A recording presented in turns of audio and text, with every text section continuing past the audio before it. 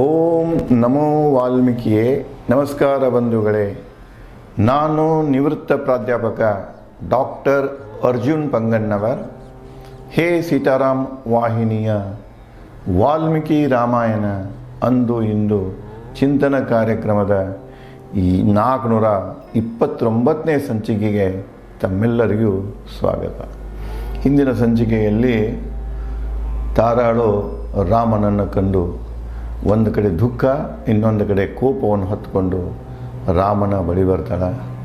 ಆವಾಗ ಅದೇ ಒಂದು ಆವೇಶದಲ್ಲಿ ರಾಮನಿಗೆ ಪ್ರಶ್ನೆಗಳನ್ನು ಕೇಳಲು ಬಂದಿರ್ತಾಳೆ. ಪ್ರಶ್ನೆಗಳನ್ನು ಕೇಳುವ ಪೂರ್ವದಲ್ಲಿ ಅವಳು ರಾಮನಲ್ಲಿರುವಂತಹ ಗುಣಗಾನಗಳ ವ್ಯಕ್ತಿತ್ವವನ್ನು, ಗುಣಗಳನ್ನು, ಶ್ರೇಷ್ಠತೆಗಳನ್ನು ಹೇಳ್ತಾಳೆ. ಅಂದರೆ ವಾಲ್ಮೀಕಿಯವರು ತಾರಾಳ ಮೂಲಕ ರಾಮ ಎಂಥ ವ್ಯಕ್ತಿತ್ವವನ್ನು ಹೊಂದಿದ್ದ ಅನ್ನೋದನ್ನು ಹೇಳ್ತಾರೆ. ಅದನ್ನೇ ಮುಂದುವರಿಸಿ, ಶೂರನೇ ನನ್ನ ಪತಿಯ ಹತ್ಯೆಗೆ ಬಾಣದೇ ಹತ್ಯೆಗೈಯುವ ಎನ್ನನ್ನು ಪಾದ ಸೇರುವೆ ಪತಿಯ. ಏನು ಹೇಳ್ತಾಳೆ ಅಂದರೆ, ಶೂರನೇ ನನ್ನ ಪತಿಯ ಹತ್ಯೆಗೈದ ಬಾಣದಿ, ಯಾವ ಬಾಣದಿಂದ ನನ್ನ ಗಂಡನಾದಂಥ ವಾಲಿಯನ್ನು ಹೊಡೆದೆಯೋ, ಯಾವ ಬಾಣದಿಂದ ಅವನನ್ನು ಹತ್ಯೆ ಮಾಡಿದೆಯೋ ಅದೇ ಬಾಣದಿಂದ ನನ್ನನ್ನು ಹತ್ಯೆ ಮಾಡು. ಹತ್ಯೆಗೈಯು ಎನ್ನನ್ನು, ನನ್ನೂ ಕೂಡ ನೀ ಹತ್ಯೆ ಮಾಡುವೋ. ನನ್ನ ಪತಿಯ ನಾನೇನು ಮಾಡ್ತೇನೆ, ಪಾದ ಸೇರುವೆ ಪತಿಯ, ನೀನು ಅದೇ ಬಾಣದಿಂದ ನಾನು ಪ್ರಾಣತ್ಯಾಗ ಮಾಡಿ ನನ್ನ ಪತಿಯ ಪಾದವನ್ನು ಸೇರುತ್ತೇನೆ. ನೋಡಿ, ಸಾಮಾನ್ಯವಾಗಿ ಪತಿವ್ರತ ಸ್ತ್ರೀಯರಲ್ಲಿ ಬರುವಂತಹ ಇವು ಆಲೋಚನೆಗಳು, ಚಿಂತನೆಗಳು.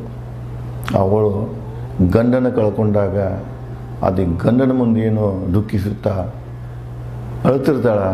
ಆಕೆ ಅಳುವೇಳಿದಾಗ ಆಕೆ ಬಾಯಿಂದ ಪ್ರತಿಯೊಂದು ಏನು ಬರ್ತಿದೆ ಅದು ಅನುಭವ ಬರ್ತಿದೆ, ಕಲ್ಪನೆ ಇರುವುದಿಲ್ಲ. ಅದಕ್ಕೆ ಇಲ್ಲಿ ಹೇಳ್ತಾಳೆ, ನೋಡು ರಾಮ, ಗಂಡ ಸತ್ತ ನಂತರ ನನಗೇನು ಇಲ್ಲ, ರುಚಿ ಇಲ್ಲ, ನನಗೆ ಬದುಕನೇ ಬೇಡ. ನನ್ನ ಗಂಡನಿ ಆ ಒಂದು ಬಾಣಿನಿಂದ ಹೊಡೆದೀಯ, ಅದೇ ಬಾಣಿನಿಂದ ನನ್ನನ್ನು ಕೊಲ್ಲು, ನಾನು ನನ್ನ ಗಂಡನ ಪಾದವನ್ನು ಸೇರ್ತೇನೆ, ಅವನ ಜೊತೆಗೆ ನಾನು ಪ್ರಾಣತ್ಯಾಗ ಮಾಡಿ ಹೋಗ್ತೇನೆ ಅಂಥೇಳಿ ತಾರಾಳು ರಾಮನನ್ನು ಕೇಳ್ಕೊಳ್ತಾಳೆ. ಮುಂದುವರೆದು, ನಾನಿಲ್ಲದ ಲೋಕ ರುಚಿಸದು ವಾಲಿಗೆ, ನಾನಿಲ್ಲದ ಸುಖಗಳೆಲ್ಲ ವ್ಯರ್ಥ ವಾಲಿಗೆ. ವಾಲಿಯಲ್ಲಿ ನನ್ನ ಬಗ್ಗೆ ಇಷ್ಟೊಂದು ಪ್ರೀತಿ ಇದೆಯಲ್ಲ, ಈಗ ನಿನ್ನ ಬಾಣದ ಹೊಡೆತದಿಂದ ಅವನು ಪ್ರಾಣ ಬಿಟ್ಟಾನ, ಪರಲೋಕಕ್ಕೆ ಹೋದ, ಅವನು ಪರಲೋಕವಾಸಿಯಾದ. ಒಂದು ಕಡೆ ಹೇಳ್ತಾರೆ, ಪರಲೋಕದಲ್ಲಿ ಇದ್ದರೂ ಕೂಡ ಇಂತಹ ಪರಾಕ್ರಮ ಇದೆಯಲ್ಲ, ನೀನು ಸುಮ್ಮನೆ ಕೊಡುವಂಥ ವ್ಯಕ್ತಿ ಅಲ್ಲ, ಅಲ್ಲೊಂದು ಕಲ್ಯಾಣ ಕಿಷ್ಕಿಂಧವನ್ನು ನಿರ್ಮಾಣ ಮಾಡ್ತೀಯಾ. ಮೊದಲು ಹೇಳ್ಯಾರ ಹಿಂದಿನ ಶ್ಲೋಕಗಳಲ್ಲಿ, ಇದನ್ನು ಹೇಳಿ ನಾನು ಇಲ್ಲೇನು ಹೇಳ್ತಾಳೆ ಅಂದರೆ, ನನ್ನ ಬಿಟ್ಟ ವಾಲಿ ಈ ಪರಲೋಕದಲ್ಲಿಯೂ ಕೂಡ ಸುಖವಾಗಿರಲು, ನೆಮ್ಮದಿಯಿಂದಿರಲು ಸಾಧ್ಯವಿಲ್ಲ. ಅದಕ್ಕೆ ನಾನಿಲ್ಲದ ಲೋಕ ರುಚಿಸೋದು ವಾಲಿಗೆ. ಆ ಪರಲೋಕ ಕೂಡ ಒಂದೊಳ್ಳೆ ಸ್ವರ್ಗ ಅಂತ ಅಂದರೂ ಕೂಡ ಆ ಸ್ವರ್ಗನೂ ಕೂಡ ಅವನಿಗೆ ರುಚಿಸುವುದಿಲ್ಲ. ಯಾಕಂದರೆ ಆ ಸ್ವರ್ಗದಲ್ಲಿ ನಾನಿಲ್ಲದಿದ್ದಾಗ, ನಾನೇ ಆ ಸ್ವರ್ಗದಾಗಿಲ್ಲ ಅಂದರೆ ಅವನಿಗೆ ಆ ಸ್ವರ್ಗ ರುಚಿಸುವುದಿಲ್ಲ. ನಾನಿಲ್ಲದ ಸುಖಗಳೇ ವ್ಯರ್ಥ ವಾಲಿಗೆ. ವಾಲಿ ಯಾವುದನ್ನು ಸುಖ ಅಂತ ಕಾಣ್ತಾನೆ, ಆ ಸುಖಕ್ಕೆ ಬೆಲೆ ಯಾವಾಗ ಬರ್ತಿದೆ ಅಂದರೆ ನಾನಿದ್ದಾಗ. ನಾನಿರುವುದರಿಂದನೇ ಅವನು ಎಲ್ಲದರಲ್ಲಿ ಸುಖ ಬಯಸ್ತಾನೆ, ತೃಪ್ತಿಯನ್ನು ಹೊಂತಾನೆ. ನಾನಿಲ್ಲಂದ್ರೆ ಅವ ಯಾವ ವಸ್ತುವಿನೂ ಅವನಿಗೆ ತೃಪ್ತಿ ಸಿಗುವುದಿಲ್ಲ. ಅಂದರೆ ನಾನಿಲ್ಲದ ಬದುಕು ಅವನದೇನಿದೆ ಅದು ತೃಪ್ತಿ ಬದುಕು ಆಗುವುದಿಲ್ಲ, ಅತೃಪ್ತ ಬದುಕು ಆಗ್ತಿದೆ ಅಂತ ಹೇಳ್ತಾನೆ. ಅಂದರೆ ಇಲ್ಲಿ ವಾಲಿ ಮತ್ತು ವಾಲಿ ಪತ್ನಿಯಾದಂಥ ತಾರಾಳ ಮಧ್ಯದಲ್ಲಿದ್ದಂಥ ಒಂದು ಸಂಬಂಧ ಏನಿದೆ, ಪ್ರೀತಿ ಏನಿದೆ, ಅದನ್ನು ಇಲ್ಲಿ ವಾಲ್ಮೀಕಿಯವರು ಬಿಚ್ಚಿಟ್ಟಾರೆ. ಮುಂದುವರೆದು, ಸೀತೆ ಇಲ್ಲದ ಋಷಮುಖ ರುಚಿಸುತ್ತಿಲ್ಲ ನಿನಗೆ. ಅಲ್ಲಿ ಮತ್ತು ಉದಾಹರಣೆ ಕೊಡ್ತಾಳಲ್ಲ, ಅಲಂಕಾರ ಇಲ್ಲಿ ನೋಡಿ ಎಷ್ಟು ಚಂದ ಇದೆ ಕಾವ್ಯದ ಒಂದು ರಚನೆ. ನಿನಗೆ ಹೆಂಗೆ ಈಗ ನೀ ಋಷಮುಖ ಪರ್ವತದಾಗಿದೆಯಾ, ಆ ಋಷಮುಖ ಪರ್ವತದಲ್ಲಿ ಎಲ್ಲನೂ ಇದ್ದರೂ ಕೂಡ ಹಿತಕರ ಗಾಳಿ ಇದೆ, ನೀರಿದೆ, ಆ ಹಣ್ಣು ಹಂಪಲ ಇದೆ, ಎಲ್ಲ ಇದೆ. ಪ್ರಕೃತಿನ ನಿನ್ನ ಎಲ್ಲ ಮರೆಸುವಂಗೈತಿ. ಆದರೂ ಕೂಡ ನಿನಗೆ ಆ ಪ್ರಕೃತಿ ಸೌಂದರ್ಯದಲ್ಲಿ, ಆ ಒಂದು ಸೌಲಭ್ಯಗಳಲ್ಲಿ, ಸೌಕರ್ಯಗಳಲ್ಲಿ ನಿನಗೆ ಆನಂದ ಸಿಗ್ತಾ ಇಲ್ಲ. ಯಾಕಿಲ್ಲ ಅಂದರೆ ಆ ಪ್ರಕೃತಿಯಲ್ಲಿ ಸೀತೆ ಇಲ್ಲ. ನಿಮಗೆ ನೆನಪಿಸಿಕೊಡ್ತೇನೆ, ಕಿಷ್ಕಿಂಧಕ್ಕೆ ಬಂದಾಗ ಅಲ್ಲಿ ಪಂಪಾ ಸರೋವರದ ವಾತಾವರಣ ನೋಡ್ತಾರೆ ರಾಮ. ಪಂಪಾ ಸರೋವರದ ಸ್ವಚ್ಛ ಜಲವನ್ನು, ಸುತ್ತಮುತ್ತ ಬೆಳೆದಂತಹ ಅರಣ್ಯವನ್ನು, ಗಿಡಮರಗಳನ್ನು, ಹೂಬಳ್ಳಿಗಳನ್ನು, ಪಶು ಪಕ್ಷಿಗಳನ್ನು ನೋಡ್ತಾನೆ. ಭಾಳ ಆನಂದ ಅನಿಸ್ತಿದೆ. ಮತ್ತು ಅವರು ಬಂದು ಬೆಳೆದಾಗ ವಸಂತ ಋತು ಶುರುವಾಗಿರ್ತದೆ. ಅದಕ್ಕೆ ಇಷ್ಟೊಂದು ಆಹ್ಲಾದಕರ, ಸಂತೋಷಕರ ಇರ್ತಿದೆಯಲ್ಲ, ಅಲ್ಲಿ ಹೇಳ್ತಾನೋ ಲಕ್ಷ್ಮಣನಿಗೆ, ನೋಡುವ ಲಕ್ಷ್ಮಣ, ಇದು ಎಷ್ಟೊಂದು ಸುಂದರವಾಗಿದೆ, ಆದರೂ ಕೂಡ ನನಗೆ ಇದು ರುಚಿಸ್ತಾ ಇಲ್ಲ. ಯಾಕಂದರೆ ಇಲ್ಲಿ ಸೀತೆ ಇಲ್ಲ. ಅದೇ ಪ್ರಕಾರ ನನ್ನ ಸೀತೆ ಇದ್ದಲ್ಲಿಯೂ ಕೂಡ ಇದೇ ಋತು ಇರಬಹುದು, ಇದೇ ಸೌಂದರ್ಯ ಇರಬಹುದು, ಇದೇ ವಾತಾವರಣ ಇರಬಹುದು, ಆದರೂ ಕೂಡ ನನ್ನ ಸೀತೆಯಲ್ಲಿ ಸುಖವಾಗಿರಲಿಕ್ಕೆ ಸಾಧ್ಯ ಇಲ್ಲ. ಯಾಕಂದರೆ ಅವಳಿದ್ದ ಜಾಗದಾಗ ನಾನು ಇಲ್ಲ.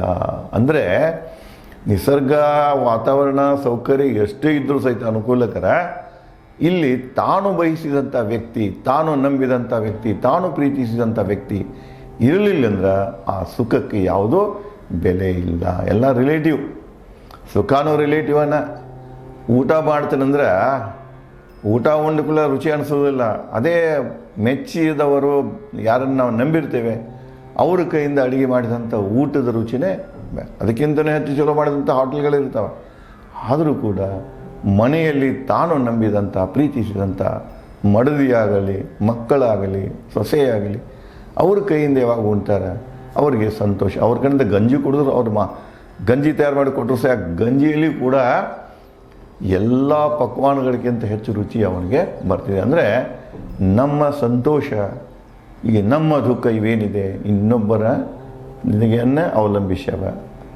ರಿಲೇಷನ್ ಇದೆ ಅಲ್ಲಿ, ಥಿಯರಿ ಆಫ್ ರಿಲೇಟಿವಿಟಿ ಅಂತಾರಲ್ಲ, ಒಂದು ಸಂಬಂಧ ಇದೆ. ಸುಖ ಬರಬೇಕಾಗಿದ್ರೆ ಒಮ್ಮೆ ಬರೋದಿಲ್ಲ, ಅದು ಇನ್ನೊಬ್ಬರ ಜೊತೆಗೆ ಇರ್ತಿದೆ. ಸೊ ಅವೆರಡೂ ಕೂಡಿದಾಗ ಮಾತ್ರ ಸುಖ ಸಿಗ್ತಿದೆ ಅನ್ನುವಂಥ ಒಂದು ಸಿದ್ಧಾಂತವನ್ನು ವಾಲ್ಮೀಕಿಯವರು ಇಲ್ಲಿ ಹೇಳ್ಯಾರ. ಮುಂದುವರೆದು, ಸೀತೆಯಿಲ್ಲದ ಋಷಮುಖ ರುಚಿಸುತ್ತಿಲ್ಲ ನಿನಗೆ, ಹಾಗೆ ರಸಹೀನ ನನಗೂ ವಾಲಿ ಇಲ್ಲದೆ. ಯಾವ ರೀತಿ ನಿನಗೆ ಸೌಂದರ್ಯ ಅದು ಇದೆ ಎಲ್ಲ ರಸಹೀನ ಕಾಣಿಸ್ತದೆ, ಅದೇ ರೀತಿಯೇ ನನ್ನ ಮನಸ್ಸು ಕೂಡ ಇದೆ. ವಾಲಿ ಇಲ್ಲದ ಬದುಕಿನ ರಸಹೀನ, ವಾಲಿಲ್ಲದ ಬದುಕು ಅರ್ಥಹೀನ, ಏನೂ ಇಲ್ಲ, ಅದು ವ್ಯರ್ಥ ಅಂತ ಹೇಳ್ತಾಳೆ. ಮುಂದುವರೆದು, ಓ ರಾಜಕುಮಾರ, ಸ್ತ್ರೀ ಹತ್ಯೆ ಮಹಾಪಾಪ, ಹೆದರಬೇಡ. ಸ್ತ್ರೀ ಹತ್ಯೆ ಮಹಾಪಾಪ. ನಾನು ನನ್ನನ್ನು ನೀ ಕೊಲ್ಲಂತ ಹೇಳ್ತಾನೆ. ಯಾವ ಬಾಣನಿಂದ ನನ್ನ ಗಂಡನ ಕೊಂದಿ ಅದೇ ಬಾಣನ ನನ್ನ ಕೊಲ್ಲೋ. ನನ್ನ ಕೊಲ್ಲೋದ್ರಿಂದ ನಿನಗೆ ಪಾಪ ಹತ್ತಿದೆ ಅನ್ನೋದನ್ನು ಅಂಜಾಕೆ ಹೋಗೋಬೇಡ, ಹೆದರಬೇಡ. ಯಾಕಂದರೆ ನಾನಾಗೇ ಸಾವು ಬಯಸ್ತಾ ಇದ್ದೇನೆ ನಿನ್ನಿಂದ. ನಾನು ಬಯಸದೆ ನೀ ಇನ್ನೊಂದು ರೀತಿಯಿಂದ ಅನ್ಯಾಯವಾಗಿ ನಾನು ಕೊಂದಿದ್ದೆ ಅಂದರೆ ಅದು ಪಾಪ ನಿನಗೆ. ಇಲ್ಲಿ ನೋಡಿ, ರಾಮಾಯಣ ಕಾಲದಲ್ಲಿ ಅದರ ಹಿಂದನೂ ಇತ್ತು. ಯಾವಕ್ಕೆ ಪಾಪ ಅಂದರೆ ಇಲ್ಲಿ ದುಷ್ಕೃತ್ಯ, ಅಪರಾಧ. ಸಹೋದರ ಪಾಪ, ಇದು ಸಹೋದರ ಹತ್ಯೆ ಮಹಾಪಾಪ, ಪುತ್ರ ಹತ್ಯೆ ಮಹಾಪಾಪ, ಪತ್ನಿ ಹತ್ಯೆ ಮಹಾಪಾಪ, ಪತಿ ಹತ್ಯೆ ಮಹಾಪಾಪ, ಸ್ತ್ರೀ ಹತ್ಯೆ ಮಹಾಪಾಪ, ಶಿಶು ಹತ್ಯೆ ಮಹಾಪಾಪ.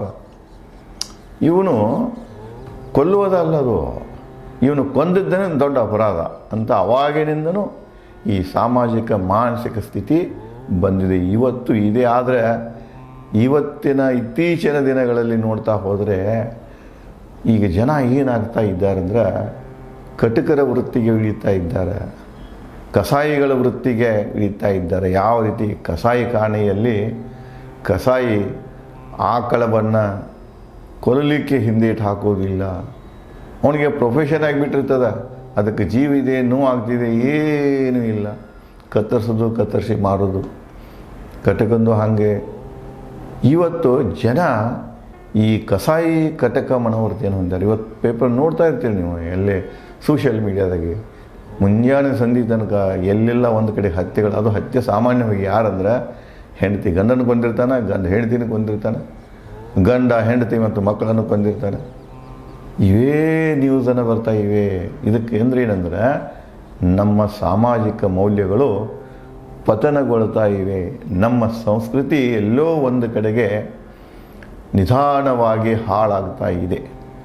ಸಂಸ್ಕೃತಿ ಹಾಳಾಯ್ತಂದ್ರೆ, ಪರಂಪರೆ ಹಾಳಾಯ್ತಂದ್ರೆ, ಎಲ್ಲರಿಗೂ ನೆಮ್ಮದಿ ನೀಡುವಂಥ ಸಂಪ್ರದಾಯ ಹಾಳಾಯ್ತಂದ್ರೆ ಎಲ್ಲೋ ಒಂದು ಕಡೆಗೆ ಮಾನವ ಕುಲದ ನಾಶ ಪ್ರಾರಂಭವಾಗಿದೆ ಅಂತೇಳಿ ಇದೊಂದು ಎಚ್ಚರಿಕೆಯ ಗಂಟೆ ಅಂತ ಅನ್ನಿಸ್ತಿದೆ ಈಗಿನ ಡೆವಲಪ್ಮೆಂಟ್ ನೋಡ್ಬೇಕಾದ್ರೆ. ಮುಂದುವರೆದು, ಓ ರಾಜಕುಮಾರ, ಸ್ತ್ರೀ ಹತ್ಯೆ ಮಹಾಪಾಪ, ಹೆದರಬೇಡ. ನನ್ನ ಕೊಲ್ಲುವುದರಿಂದ ನಿನ್ನ ಪಾಪ ಬರುವುದಿಲ್ಲ. ನಾನಾಗೆ ನಿನ್ನಿಂದ ಸಾವು ಬಯಸ್ತಾ ಇದ್ದೇನೆ, ಹೆದರಕ್ಕೆ ಹೋಗಬೇಡ. ವಾಲಿ ಆತ್ಮ ನಾನು. ವಾಲಿ ದೇಹ ಅಲ್ಲಿ ಬಿದ್ದಿದೆ, ಅದರ ಆತ್ಮ ಯಾರು? ನಾನು. ವಾಲಿ ನಾನು ಎರಡು ದೇಹಗಳಾದರೂ ಆತ್ಮ ಒಂದೇ. ನೀನೀಗ ಕೊಂದದ್ದು ಬರೀ ದೇಹವನ್ನು ಮಾತ್ರ. ಆತ್ಮ ಒಂದು ನನ್ನಲ್ಲಿದೆ. ಅದಕ್ಕೆ ನನ್ನ ಕೊಂದೆ ಅಂದ್ರೆ ಆವಾಗ ವಾಲಿ ಹತ್ಯೆಯನ್ನು ಮಾಡಿದಂಗೆ ಆಗ್ತಿದೆ. ನೋಡಿ ಲಾಜಿಕ್ ಹೇಗಿದೆ, ತರ್ಕ ಹೇಗಿದೆ ನೋಡಿ. ಇವರು ನಾನು ವಾಲಿ, ನಾನು ಗಂಡ ಹೆಂಡತಿ, ಎರಡು ಶರೀರ ಒಂದು ಆತ್ಮ. ಬರೇ ನನ್ನ ಗಂಡನ ಕೊಂದೆ ಅಂದ್ರೆ ಅವನು ಕೊಂದಂಗಲ್ಲ, ಅವನ ಶರೀರಕ್ಕೆ ಕೊಂದೆ ನೀನು. ಇದು ನೋಡ್ರಿ ಅಧ್ಯಾತ್ಮ, ಇದು ಪಾರಮಾರ್ಥ ಹೆಜ್ಜೆ ಹೆಜ್ಜೆಗೂ ಇದೆ. ನಾವು ಏನೋ ಯಾರ್ದೋ ಮರಳ ಮಾತಿಗೆ ಹತ್ಕೊಂಡು ಹೋಗ್ತೀವಿ. ಆ ಮತಧರ್ಮ, ಈ ಮತಧರ್ಮ, ಧರ್ಮ ಮತ್ತು ಧರ್ಮಕ್ಕೆ ವ್ಯತ್ಯಾಸ ಇದೆ. ಈ ಎಲ್ಲರೂ ಧರ್ಮದ ಭಾಷೆಯನ್ನು ಹೇಳ್ಕೊತ ಹೋಗ್ತಾರೆ. ಧರ್ಮ ಬೇರೆ, ಮತಧರ್ಮ ಬೇರೆ. ಇವರು ಎರಡನ್ನೂ ಇಂಟರ್ಚೇಂಜಸ್ ಮಿಕ್ಸ್ ಮಾಡಿಕೊಂಡು ಎಲ್ಲಕ್ಕೂ ಧರ್ಮ ಅಂತಲೇ ಹೇಳ್ಕೊತ ಹೋಗ್ತಾರೆ.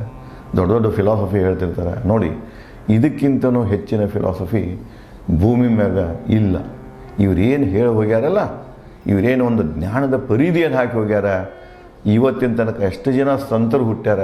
ಗೌತಮ್ ಬುದ್ಧನ ಹಿಡ್ಕೊಂಡು, ಮಹಾವೀರನ ಹಿಡ್ಕೊಂಡು ಯಾರೇ ಹುಟ್ಟು ಹೋಗ್ಯಾರಲ್ಲ, ಅವರು ಆ ಪರಿಧಿ ತನಕ ಮುಟ್ಟಿಲ್ಲ. ಇವದೇ ವಿಚಾರಗಳನ್ನು ಬಿತ್ತರಿಸ್ತಾ ಹೊಂಟಾರೆ. ಅದಕ್ಕೆ ಇಲ್ಲಿ ಹೇಳ್ತಾಳೆ, ನಾನು ನನ್ನ ಗಂಡ ಎರಡು ಶರೀರ, ಆತ್ಮ ಒಂದೇ ಇದೆ. ನೀವು ವಾಲಿ ಶರೀರಕ್ಕೆ ಒಂದೀಯ, ವಾಲಿ ಆತ್ಮನೂ ಕೊಲ್ಲು, ಅದರಿಂದ ನಿನಗೇನು ಪಾಪ ಬರುವುದಿಲ್ಲ ಅಂತ ಹೇಳ್ತಾಳೆ. ನಿನಗೆ ಹತ್ಯೆ ಪಾಪ ಬರುವುದು, ನಿನಗೆ ನನ್ನ ಹತ್ಯೆ ಪಾಪ ಬರುವುದಿಲ್ಲ ಅಂತ ಹೇಳ್ತಾಳೆ. ಅದೇ ರೀತಿಗೆ ಮತ್ತೇನು ರಾಮನಿಗೆ ತಾರಾಳು ಹೇಳ್ತಾಳೆ. ಮತ್ಯಾವ ವಿಚಾರಗಳನ್ನು ಈ ಒಂದು ಸಂದರ್ಭ, ಈ ಒಂದು ತಾರಾಳ ಮಾತುಗಳ ಮೂಲಕ ವಾಲ್ಮೀಕಿಯವರು ಜಗಕ್ಕೆ ಹೇಳ್ತಾರೆ ಅನ್ನೋದನ್ನು ನಾನು ತಮಗೆ ಮುಂದಿನ ಸಂಚಿಕೆಯಲ್ಲಿ ಹಂಚಿಕೊಳ್ಳುತ್ತೇನೆ. ಧನ್ಯವಾದಗಳು.